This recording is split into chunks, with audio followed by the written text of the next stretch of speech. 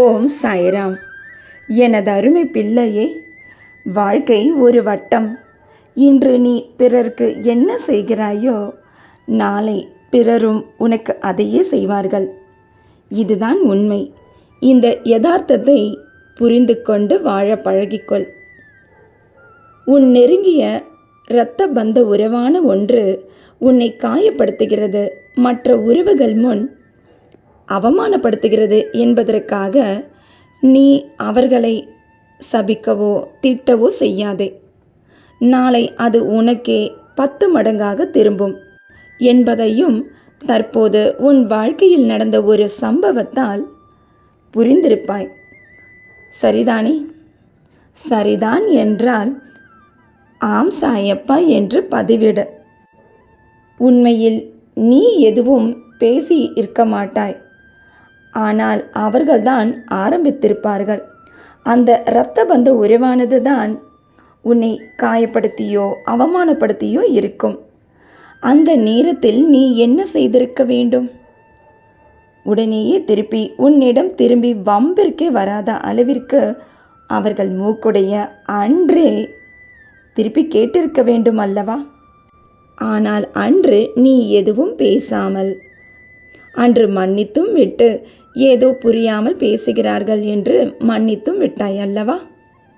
அதுதான் இன்று வரை தொடர்கதையாக உனக்கே ஆபத்தாக வந்து கொண்டிருக்கிறது. புரியவில்லையா? சொல்கிறேன் கேள். ஒருவர் உன்னை கேவலப்படுத்தும் போது நீ சுதாரிப்பாக இருந்திருக்காமல், அவர்கள் சொல்வதற்கு இடம் கொடுத்திருக்காமல் இருந்திருக்க வேண்டும். அவர்கள் உன் குடும்பத்தை கேவலமாக பேசுவார்கள், ஆனால் நீ அவர்களை திருப்பி ஒரு வார்த்தையும் பேசியிருக்க மாட்டாய். அதை பேசினாய், இதை பேசினாய் என்றே அடுக்கிக் கொண்டே போவார்கள். சரிதானே? அன்றன்று நடக்கும் சம்பவத்தை அன்றன்றே பேசி கராராக இருந்திருந்தால் இன்று உனக்கு துன்பம் வந்திருக்காது. நீ பேசாததனால் உன்னை பல முறை வம்பிழுத்து பேசி மேன்மேலும் உன்னிடமே பணத்தையும் பறித்து கொண்டு, பொருளையும் பறித்து கொண்டு, ஏன் உன் முன்பே நீ கண்ட கனவுகளை எல்லாம் அவர்கள் மெய்ப்பித்தே காட்டிவிட்டார்கள். இந்த துரோகிகள் வளர யார் காரணம்? நீதான் காரணம். முதலில் நாம் நமது குடும்பத்தை, நமது குடும்பத்தின் மானத்தை, குடும்பத்தில் நடக்கும் விஷயத்தை யாராகினும், எந்த ஒரு நெருங்கிய உறவாகினும் பகிர்ந்து கொள்ளக்கூடாது என்பதனை யாருக்கும் இங்கு புரிவதில்லை. அப்படி புரிந்திருந்தால் நீ கண்ட கனவு அனைத்தும் உனக்கு தான் முதலில் கைகூடி இருக்கும். உன் கை இந்நேரம் ஓங்கி இருந்திருக்க வேண்டும். இன்று நீ வாழும் வாழ்க்கை இது உன் வாழ்க்கையே அல்ல, இது அந்த நபரின் வாழ்க்கை.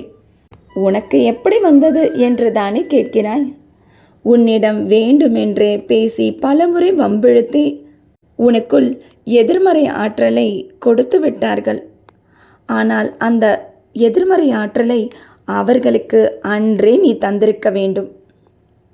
அல்லது மீசை மீது மண் ஒட்டினாலும் இல்லை என்று சொல்லும் ஒரு கூட்டத்தை போல் நீயும் கண்டும் காணாமலும் சென்றிருந்தால் உனக்குள் இந்த எதிர்மறை ஆற்றல் வந்திருக்காது. நீயும் வாழ்வில் என்றோ ஜெயித்திருப்பாய். இந்த இரண்டில் எதுவுமே நீ செய்யாமல் எல்லாம் முடித்துவிட்டு வீட்டுக்கு வந்து அழுது கொண்டும் அவன் அதை சொன்னான், இதை சொன்னான் என்று பின்னால் இருந்து கொண்டு திட்டியும் சபித்தும் சொல்லி என்ன ஆகிவிட்டது? உன் வீட்டிற்குள்ளும் எதிர்மறை ஆற்றல் ஊடுருவி வீட்டில் இருக்கும் அனைத்து உறுப்பினர்களுக்கும் ஊடுருவி விட்டது இந்த எதிர்மறை ஆற்றல். இது கடைசியில் என்னவாகும்? வீட்டில் தொடர்ந்து சண்டை சச்சரவு. இது தேவைதானா? இனியாவது யார் என்ன பேசினாலும் பதிலடி கொடுக்க தெரிந்து கொள். அதுவும் சண்டை போடக்கூடாது. சாணக்கியத்தனத்துடன் சாமர்த்தியமாக சிரித்து கொண்டு நாசுக்காக ஒரு வார்த்தையை சொல்லிவிட்டு அந்த இடத்தை விட்டு நகர்ந்து செல்ல வேண்டும். புரிந்ததா? இப்படி நீ நாசுக்காக பேசினாலும் உன்னிடமே மீண்டும் மீண்டும் எதுவும் நடக்காதது போல் வந்து பேசுவர். ஏன் தெரியுமா? இது தொடர்ந்து கொண்டுதான் இருக்கும். எதுவரை தெரியுமா?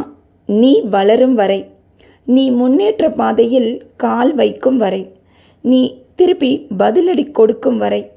அப்படி நீ முழு மனதுடன் முன்னேற்ற பாதையில் உன் வேலையில் கவனத்துடன் செய்ய ஆரம்பித்து விட்டால் உன் பாதையில் வரும் இந்த முட்களும் இந்த போலி உறவுகளும் சரி காணாமல் செல்வர்.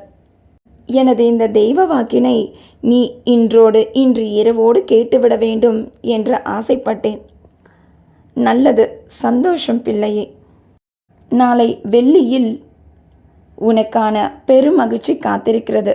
ஆம், உன் பண தேவை ஒன்று பூர்த்தியாகும். சந்தோஷமாக இரு உன் குடும்பத்துடன். இன்றும் என்றும் என்றென்றும் உன் சாயப்பா உன் அருகில். வாழ்க வையகம், வாழ்க வளமுடன். தினமும் காலை 6 மணிக்கு நம்ம சாயப்பாவோட ஸ்ரீ சாய் சச்சரிதம் பாராயணம் தினமும் ஒரு அத்தியாயம்னு பாராயணம் செய்யப்படுது. நீங்களும் கேட்டு உங்கள் வாழ்க்கையில் ஏதோ ஒரு பிரச்சனை ஏற்பட்டிருக்கும், அதுக்கு முடிவு தெரியாமல் குழம்பி இருக்கலாம். அதனால் இந்த பாராயணத்தை கேட்கும்போது உங்கள் பிரச்சனைக்கான தீர்வு நிச்சயம் 100% கிடைக்கப்படும். பாபா நிச்சயம் உங்களுக்கும் பதில் தருவார். நடப்பதெல்லாம் நன்மைக்கேன எடுத்துக்கங்க. நிச்சயம் நீங்கள் வெற்றி பாதையில் உங்கள் பயணம் போயிட்டுருக்குங்கிறத நம்புங்க. நம்பினால் அனைத்தும் நன்மையாகவே நடக்கும். ஜெய் சாய்ராம்.